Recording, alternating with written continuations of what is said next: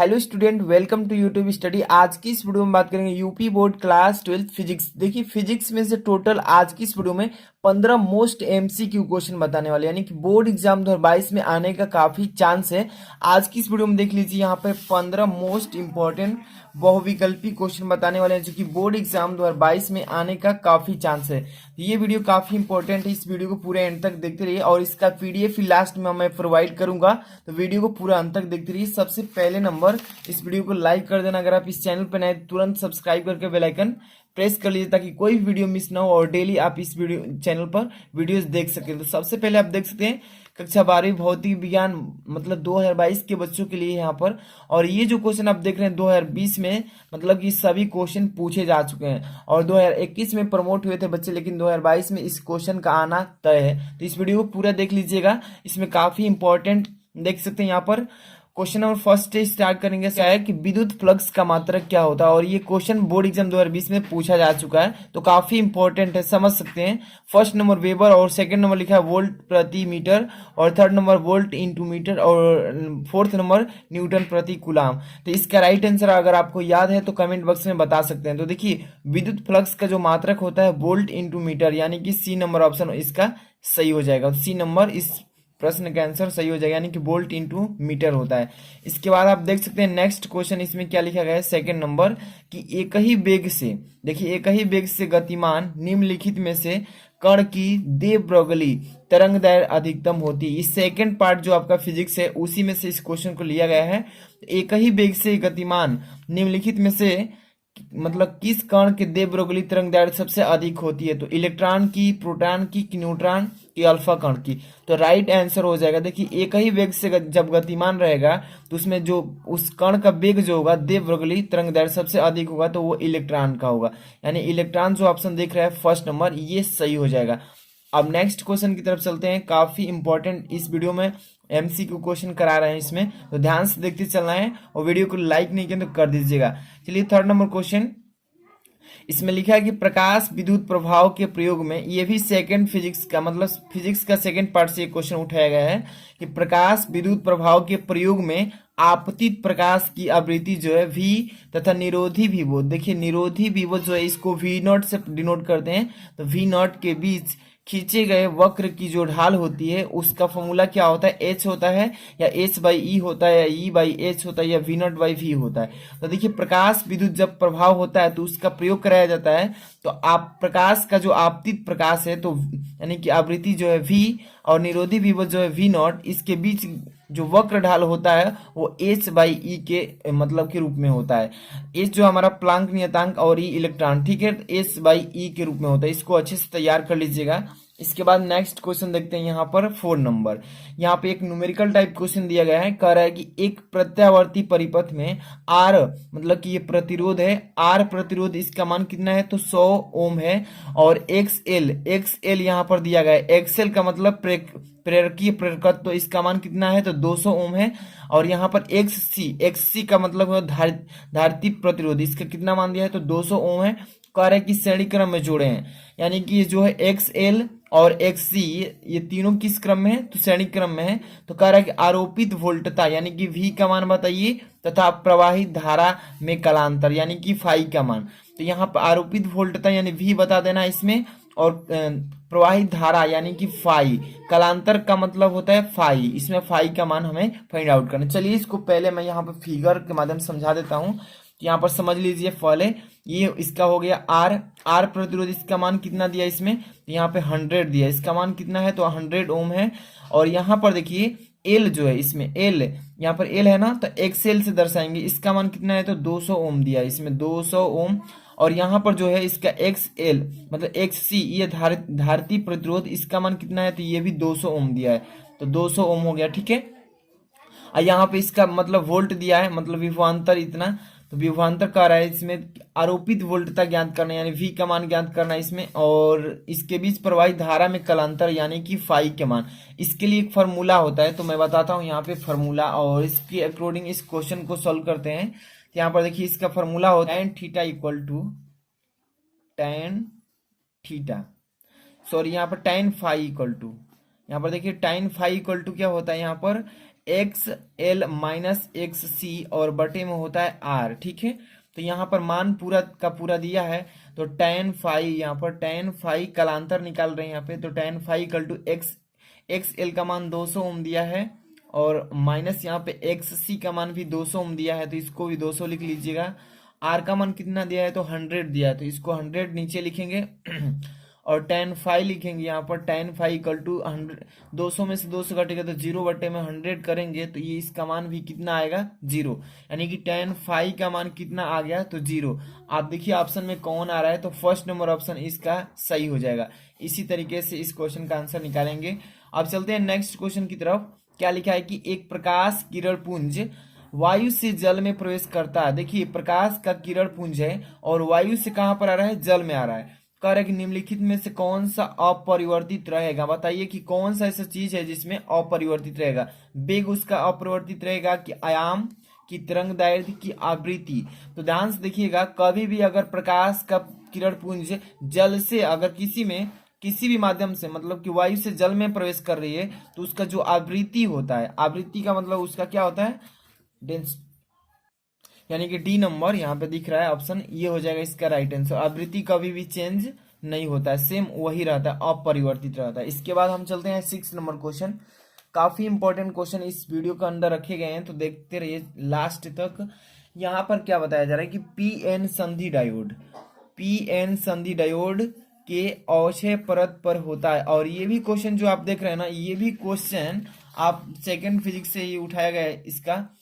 इसका right answer बताइएगा। ए number केवल कोटर होगा, केवल इलेक्ट्रॉन होगा, इलेक्ट्रॉन तथा कोटर दोनों हो जाएंगे, न तो इलेक्ट्रॉन होगा और न ही कोटर। तो ध्यान दीजिए कि पीएन संधि डायोड जब इसमें अवक्षय परत होता है, इसमें देखिए इलेक्ट्रॉन तथा कोटर दोनों हो जाते हैं, यानी कि सी नंबर ऑप्शन दिखाई दे रहा है, सही हो जाएगा। जब सेकंड फिजिक्स जब आप टच करेंगे तो उसमें पूरा डिटेल में पीएन संधि डायोड के बारे में बताया जाएगा विस्तार से। तो पीएन संधि डायोड के अवक्षय परत जो होता है, इसमें इलेक्ट्रॉन तथा कोटर दोनों पाए जाते हैं, ठीक है। अब चलते हैं नेक्स्ट क्वेश्चन, यहाँ पे 7 नंबर। ध्यान से देखते चलिए, एक एक क्वेश्चन इंपॉर्टेंट है 2022 के बच्चों के लिए। ध्यान से देखिए यहाँ पर क्या लिखा है कि जस्ते की सतह से इलेक्ट्रॉन उत्सर्जन हेतु निम्नलिखित में से कौन सा विकिरण अत्यधिक प्रभावी होगा। तो ये भी क्वेश्चन देख रहे हैं, फिजिक्स का सेकंड पार्ट से ये भी उठाया गया है। तो देखिए जस्ते की सतह जो होती है, यहाँ पे इसका नाभिक होता है। तो जस्ते की सतह से इलेक्ट्रॉन जब उत्सर्जित होने लगता है तो उनमें से कौन सा विकिरण अत्यधिक प्रभावित होता है। सूक्ष्म तरंगे होती है कि दृश्य तरंगे की औरक्त प्रकाश की प्रकाश का परावैगनी। कौन सा ऑप्शन सही है, अगर आपको मालूम है तो कमेंट बॉक्स में इसका राइट आंसर बता सकते हैं। तो देखिए जस्ते की सतह जो होता है नाभिक, जब इलेक्ट्रॉन उत्सर्जित होता है तो वहां पर अत्यधिक जो होती है परावैगनी क्या होती है, प्रभावित होती है, प्रकाश का परावैगनी प्रभावित होता है। तो ये हो जाएगा 4 नंबर ऑप्शन राइट, ठीक है। नेक्स्ट क्वेश्चन चलते हैं, यहाँ पे न्यूमेरिकल टाइप क्वेश्चन है, ध्यान से देखते चलिएगा। अगर आपको आता है तो कमेंट में आंसर देने की कोशिश कीजिएगा। 8 नंबर क्या लिखा है कि निर्वात में किसी प्रकाश की तरंग दैर्ध्य दे रखा है, यानी लेमडा का मान 6400 एंगस्ट्रॉम है। जल में इसकी तरंग दैर्ध्य क्या होगी, और जबकि जल का अपवर्तनांक दे रखा है 4/3 है। तो इस टाइप का क्वेश्चन देगा और 1 नंबर का पेपर में आता है ऑब्जेक्टिव क्वेश्चन। तो निर्वात में किसी प्रकाश की तरंग दैर्ध्य दे रखा है, इसमें लेमडा का मान कितना है, तो यहाँ पर दे रखा है कितना, तो 6400 एंगस्ट्रॉम, ठीक है। और यहाँ पर जल में इसकी तरंग दैर्ध्य पूछ दिया है, तो इसको मान लेते हैं λ1, और जल में तरंग दैर्ध्य पूछ रहा है तो इसको λ2 कर लेते हैं और इसको क्वेश्चन मार्क लगा देते हैं, ठीक है, क्योंकि इसको निकालना है हमें। इसके बाद जल का अपवर्तनांक यानी कि हमें n का मान दे रखा है इसमें 4/3। देखिए n से भी डिनोट करते हैं और म्यू से भी डिनोट करते हैं, किसी से भी कर सकते हैं। और अब इसका सोल्यूशन निकालना है तो λ2 का मान निकालना है इसमें। और आप जानते हैं कि निर्वात में प्रकाश की चाल कितनी होती है, c = 3×10⁸ मीटर पर सेकेंड होता है, ठीक है। तो ये चीजें आपको जानकारी होना चाहिए, तभी आप न्यूमेरिकल कर पाएंगे। तो ये 4 चीजों की जरूरत है। सबसे पहले λ2 का मान हमें निकालना है। इसके लिए फॉर्मूला क्या होता है, v, तो यहाँ पर म्यू यानी कि n बराबर होता है यहाँ पे c/v होता है, यानी कि अपवर्तनांक बराबर c/v। और इसके बराबर भी होता है λ1 बटा में λ2, ये भी होता है। तो इससे अभी हमें मतलब नहीं है, c/v से मतलब नहीं है। n = करेंगे λ1/λ2, ठीक है। अब मान को पुटअप करते हैं। n का मान कितना दिया है इसमें, 4/3 दिया है, तो 4/3 लिखेंगे। λ1 का मान हमें दिया है इसमें 6400 एंगस्ट्रॉम और बटे में लेमडा 2 का मान फाइंड आउट करना है। क्रॉस मल्टीप्लाई कीजिए यहाँ पे त्रिय गुणा, तो यहाँ पे लेमडा 2 यानी कि 4 लेमडा 2 हो जाएगा इक्वल टू 3 गुणे 6400। ठीक है, और लेमडा 2 का मान निकालेंगे तो 3 गुणे 6400 यहाँ पे कर लेंगे और बटे में आ जाएगा 4, 4 एक में 4, 4 और 4 छक्का 24, यहाँ पर डबल जीरो पड़ेगा, 16 या 48 यानी लेमडा 2 का मान कितना आ गया 4800 एंगस्ट्रॉम। ठीक है, ये हो जाएगा इसका आंसर। चलते हैं देखते हैं कौन सा ऑप्शन सही है, तो सी नंबर ऑप्शन इसका सही यानी कि 4800 एंगस्ट्रॉम आएगा। ठीक है, इसी तरीके से नेक्स्ट क्वेश्चन देखते हैं। यहाँ पे क्या लिखा है कि क्वेश्चन नंबर नेक्स्ट कर रहे हैं, यहाँ पे ध्यान से देखिए। एक कुंडली के सिरों के बीच एक कुंडली है और उस कुंडली के सिरों के बीच का विभवांतर दिया यानी कि 40 वोल्ट का प्रत्यावर्ती वोल्टेज लगाने पर इसमें 80 मिली एम्पियर की धारा प्रवाहित होती है। दो चीज दिया, एक तो विभवांतर इसका दे रखा है और इसका आई दे रखा है यानी कि धारा दे रखा है मिली एम्पियर में, और यहाँ पर कुंडली का प्रेरकी प्रतिघात पूछा है इसमें। तो सबसे पहले जो चीज दिया इसमें पहले उसको नोट कर लीजिएगा, तब इसके बाद सॉल्व कीजिएगा। ठीक है, तो चलिए यहाँ पर देखिए। सबसे पहले यहाँ पे आई इक्वल टू, आपको फॉर्मूला मालूम होगा, आई इक्वल टू क्या होता है, I equal to V upon X L होता है। ठीक है, ये फॉर्मूला आपको याद होना चाहिए। इसमें क्या क्या चीज दिया है, तो सबसे पहले वी का मान दे रखा है इसमें कितना, तो 40 वोल्ट यानी कि हिंदी में लिख लीजिए 40 वोल्ट। धारा आई इक्वल टू 80 एम ए दिया है ना, मिली एम्पियर। तो आप ध्यान दीजिएगा, इसको एम्पियर में चेंज कीजिए, मिली में है ना तो इसको एक यूनिट में चेंज कीजिए, सबसे छोटी यूनिट होती है एम्पियर, तो मिली एम्पियर को एम्पियर में चेंज कीजिए तो 80 और गुणे 10 के पावर कितना हो जाएगा, तो -3। देखिए 1000 से डिवाइड कर देते हैं एम्पियर में बदलने के लिए। अब यहाँ पर गुणा के रूप में रहेगा, 10 की पावर -3 हो जाएगा। अब ये किस में बदल गया, एम्पियर में। ठीक है, अब यहाँ पे फॉर्मूला आपको बता दिए कि I equal to V upon XL होता है। तो जबकि यहाँ पर एक्सएल का मान निकालना है हमें, यानी कि प्रेरक की प्रतिघात निकालना है इसमें। तो यहाँ पर चलिए इसका मान निकालने के लिए एक्सएल इक्वल टू हो जाएगा वी अपान आई। अब मान को पुटअप करते हैं, यहाँ पे वी का मान कितना दिया इसमें, तो 40 दिया है इसमें। आई का मान कितना है, तो अभी निकाले हैं 80 गुणे 10 के पावर -3। अब यहाँ पे इसको सोल्यूशन कर लेते हैं इजिली। इसका सोल्यूशन करेंगे तो यहाँ पे डायरेक्ट काटेंगे तो 40 दूनी का 80, 1/2 हो जाएगा, और इसको ऊपर कर देंगे तो ये प्लस में हो जाएगा। ठीक है, तो प्लस में जाएगा तो ऊपर जाएगा तो सीधे 3 जीरो हो जाएगा, यानी कि 10 के पावर 3 ऊपर जाएगा तो प्लस में होगा तो 3 जीरो हो जाएगा, यानी कि 1000 और बटे में 2 से डिवाइड करेंगे तो 500, और यहाँ पे एक्सएल का मान निकल रहे थे तो मतलब कि ओम हो जाएगा प्रतिरोध, यानी कि 500 ओम। ठीक है, देखते हैं ऑप्शन कौन सा सही होता है। तो फर्स्ट नंबर ऑप्शन इसका सही है, यानी कि 500 ओम हो जाएगा। चलते हैं नेक्स्ट क्वेश्चन की तरफ, 10 नंबर। ध्यान से देखते रहिएगा, एक एक क्वेश्चन इंपॉर्टेंट है 2022 के बच्चों के लिए। क्या लिखा गया है इसमें कि विद्युत विभव का मात्रक क्या होता है। यहाँ पे ऑप्शन दिया गया है कि जूल प्रति कूलाम होता है, यहाँ पे जूल प्रति कूलाम। देखिए एक ही ऑप्शन 2 बार रिपीट कर दिया गया है, तो इसमें से कौन सा सही है आपको वही कमेंट करके बताना है। सी नंबर है कि वोल्ट प्रति मीटर, और यहाँ पर डी नंबर है जूल प्रति कूलाम इंटू मीटर। तो विद्युत विभव जो होता है इसका राइट आंसर हो जाएगा जूल प्रति कूलाम, यानी कि ए नंबर बी और बी नंबर दोनों ऑप्शन सही है, यानी कि जे प्रति सी, जे बाई सी कर लेंगे या जूल प्रति कूलाम, यही होता है। ठीक है, इसके बाद नेक्स्ट क्वेश्चन यहाँ पे देख सकते हैं 11 नंबर। क्वेश्चन काफी इंपॉर्टेंट है, इसको अच्छे से दोहरा लीजिएगा, इसी में से पेपर में पूछेगा। ध्यान से देखिएगा क्योंकि ये क्वेश्चन रिपीट करके आता है, बार बार पूछता है, इसीलिए इसको सिलेक्ट किया गया है। ध्यान से देखिएगा, और टेलीग्राम पर नहीं जुड़े हैं, इसका पीडीएफ लेना चाहते हैं हैंड रिटन नोट्स, टेलीग्राम का लिंक वीडियो के डिस्क्रिप्शन में पड़ा है, जाकर ज्वाइन हो जाइए। यहाँ पर क्वेश्चन नंबर 11, एक अर्धचालक डिवाइस, देखिए एक अर्धचालक डिवाइस है और एक बैटरी है तथा प्रतिरोध के साथ श्रेणी क्रम में संयोजित की गई, यानी कि श्रेणी क्रम में जोड़ी गई है, और कह रहा है कि परिपथ में धारा प्राप्त होती है। परिपथ जो है उसमें धारा प्राप्त कर देते हैं यदि बैटरी की ध्रुवता, देखिए ध्रुव जो है उसके पॉजिटिव और निगेटिव उल्टा कर दी जाए, मतलब कि उलट दिया जाए, प्लस को माइनस कर दिया जाए, माइनस को प्लस कर दिया जाए, तो परिपथ की जो धारा है लगभग शून्य हो जाती है। यानी कि जब भी देखिए प्लस वाला प्लस में नहीं जोड़ते हैं और माइनस वाला माइनस को उल्टा सीधा कर देते हैं, तो वहां पर जो उसका धारा जो होता है वो शून्य के इक्वल हो जाता है, बराबर हो जाता है। तो डिवाइस किस तरह का हो सकती है, शुद्ध अर्धचालक कहलाएगी कि पीएन टाइप का अर्धचालक कहलाएगी कि एन टाइप अर्धचालक कहलाएगी कि पीएन संधि डायोड। देखिए जब इस चैप्टर में आप पढ़ाया जाएगा तो पूरा बताया जाएगा अर्धचालक क्या होता है, पीएन टाइप अर्धचालक क्या कहलाता है और एन टाइप अर्धचालक क्या कहलाता है और पीएन संधि डायोड क्या होता है। तो देखिए इसमें किसी भी बैटरी को अगर दूसरे बैटरी से उसके जो पोल है उसको उल्टा करके अगर हम जोड़ देते हैं तो वहां पे जो उसका धारा है 0 के बराबर हो जाता है, तो वो किस टाइप का संधि कहलाएगा। अगर आपको मालूम है तो कमेंट करके बता सकते हैं। तो उसको बोलते हैं पीएन संधि डायोड, पीएन संधि डायोड। ठीक है, तो इस तरीके से 4 नंबर इसका ऑप्शन सही हो जाएगा। इस चैप्टर को जो पढ़ाया जाएगा तो उसमें डिटेल बताया जाएगा इसके बारे में। ठीक है, चलते हैं नेक्स्ट क्वेश्चन 12 नंबर, ध्यान से देखते चलिए। यहाँ पर क्या बताया जा रहा है कि 10 ओम प्रतिरोध तथा 10 हेनरी प्रेरकत्व की एक कुंडली है जिसमें 50 वोल्ट की एक बैटरी से जोड़ी है। कुंडली में संचित ऊर्जा बताइएगा।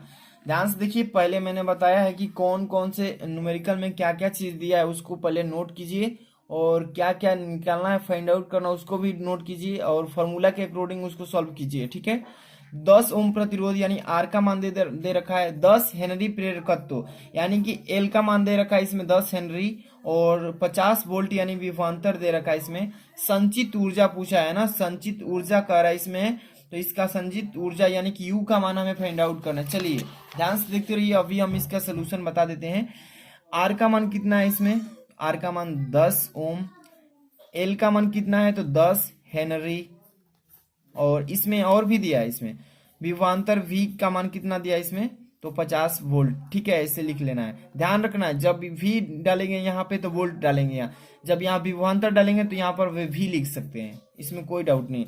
संचित ऊर्जा में U का मान निकालना है तो U इक्वल टू होता है हाफ एल आई स्क्वायर। याद रखिएगा कि संचित ऊर्जा जब भी फाइंड आउट करना हो तो हाफ एल आई स्क्वायर। ठीक है, जो कि एल हमारा इसमें हेनरी प्रेरकत्व है, आई इसमें हमारा धारा है, यू क्या है हमारा संचित ऊर्जा है। ठीक है, तो फॉर्मूले के अकॉर्डिंग चलिए 1/2, यहाँ पे एल का मान कितना दे रखा है इसमें तो 10, और इंटू आई का मान कितना दे रखा है तो आई का मान हमें इसमें मालूम नहीं है, तो यहाँ से हम फाइंड आउट कर सकते हैं आई का भी मान। ठीक है, यहाँ पर i इक्वल टू, चलिए पहले i का मान फाइंड आउट करते हैं। i equal to V upon R होता है, तो यहाँ चलिए i v का मान कितना है तो 50, और बटे में r का मान कितना दे रखा है तो 10, 10 पच्चे 50, 5 आ गया ना, यहाँ पे 5 और 5 का वर्ग कर लीजिए आराम से, 1/2 गुणे 10 और 5 पच्चे कितना हो जाएगा 25, 10 से काट दीजिए, 2 पच्चे 10, 25 पच्चे 125, और यहाँ पे हम लोग क्या संचित ऊर्जा निकाल रहे थे, ऊर्जा का मतलब क्या होता है जूल होता है,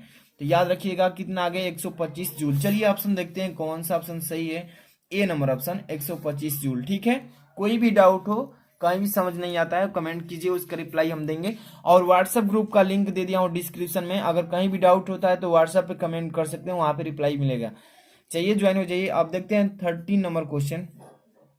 यहाँ पे कर रखा है कि कागज की एक सीट पर, देखिए कागज की एक सीट है, सीट पर एक स्याही का धब्बा है। ध्यान से देखिए, कागज का सीट है और उस पर एक स्याही का धब्बा है, धब्बे के ऊपर 6 सेंटीमीटर मोटा जो धब्बा है, धब्बा की मोटाई कितना दिया है 6 सेंटीमीटर मोटाई दिया है, और 1.5 अपूर्णांक का कांच का गुटका रख दिया जाएगा, मतलब रख दिया जाता है। तो धब्बे का प्रतिबिंब का विस्थापन पूछ रखा है, तो इसका विस्थापन क्या होगा, तो ध्यान दीजिएगा, कागज का जो धब्बा है मतलब कागज पर जो स्याही का धब्बा है उसकी मोटाई दिया है इसमें, है ना, तो वास्तविक मोटाई ये हो गई उसकी, और अपवर्तनांक कितना दे रखा है कांच का, तो गुटका धब्बे का प्रतिबिंब पूछा है, तो इसके लिए फॉर्मूला आपको मालूम होना चाहिए।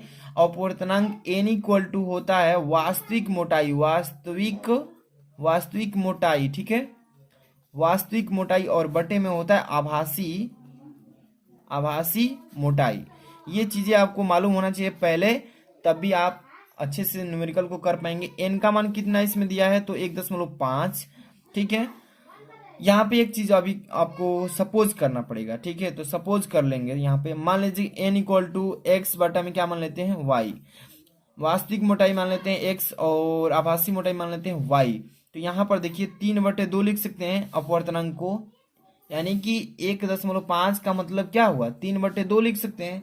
3/2 को जब काटेंगे तो फिर 1.5 आएगा, लिख सकते हैं ना, तो 3/n के जगह 3/2 लिख सकते हैं, और x/y लिख लीजिए ऐसे। ठीक है, अब यहाँ पे करना क्या, y का मान फाइंड आउट कीजिए, वास्तविक मोटाई तो मालूम है बट आभासी मोटाई मालूम नहीं है, तो क्रॉस मल्टीप्लाई कीजिए, 3y = 2x, 2x का मान हमारा कितना दिया इसमें मोटाई, तो 6 दिया, 6 रख लीजिए। y इक्वल टू कितना हो जाएगा, 6 दूनी के 12 और ये 3 आ जाएगा नीचे, 3 चौके 12, यानी कितना आ गया, तो ये हमारा गया टोटली 4 आ गया। y का मान कितना आ गया 4, ठीक है, तो ये हमारा 4 आ गया। विस्थापन अब इसमें देखते हैं, तो यहाँ पर देखिए कितना दे रहा है, 2 सेंटीमीटर आना चाहिए। कैसे, तो यहाँ पर ध्यान से देखिए, 6 माइनस कितना करेंगे 4, क्योंकि यहाँ पर जब आप वास्तविक दिया है, वास्तविक में से जब आभासी को घटा देंगे तो हमारा आ जाएगा टोटल, मतलब कि आभासी। तो 6 में से 4 घटाइए तो 2 सेंटीमीटर, ये हो गया आभासी गहराई, ठीक है। तो ये हो गया इसका प्रतिबिंब का विस्थापन 2 सेंटीमीटर, ठीक है। इसके बाद अब चलते हैं क्वेश्चन नंबर 14। यहाँ पे क्या बोला है इसमें कि दो स्रोत कला संबद्ध होते हैं। देखिए 2 स्रोत हैं, एक तो सूर्य हो गया, एक चंद्रमा हो गया। मान लीजिए सपोज कर रहे हैं कि 2 स्रोत कला संबद्ध है।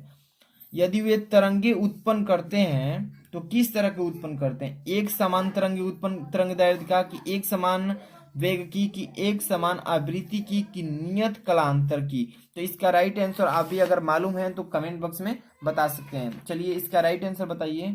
इसमें दिख रहा है जो आपका राइट आंसर, यानी कि नियत कलांतर।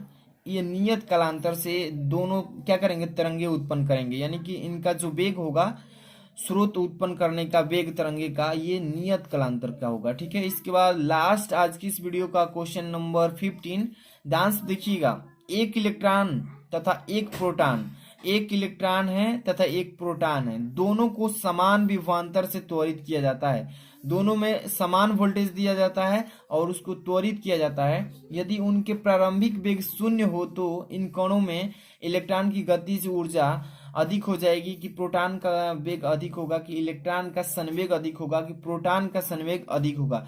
तो ध्यान से देखिए, कभी भी जब इलेक्ट्रॉन और प्रोटॉन को दोनों को समान विभवांतर दिया जाए और त्वरित किया जाए तो उसमें जो प्रारंभिक वेग होगा शून्य होगा, तो वो किस बेस पर होगा, तो प्रोटॉन का जो संवेग होगा वो अधिक हो जाएगा। क्या होगा, अधिक हो जाएगा। यानी कि आप देख रहे हैं डी नंबर ऑप्शन ये राइट हो गया। तो आज की इस वीडियो में 15 मोस्ट इंपोर्टेंट क्वेश्चन बताएं। एक बार वीडियो को 2 बार देखिए और अच्छे से को तैयार कीजिए, और वीडियो को लाइक नहीं किया तो कर दीजिएगा, चैनल पर नए तो सब्सक्राइब कीजिए। डेली आपको इंपॉर्टेंट क्वेश्चन यहाँ पर बताया जाता है, और मिलते हैं नेक्स्ट वीडियो के साथ। Thanks for watching.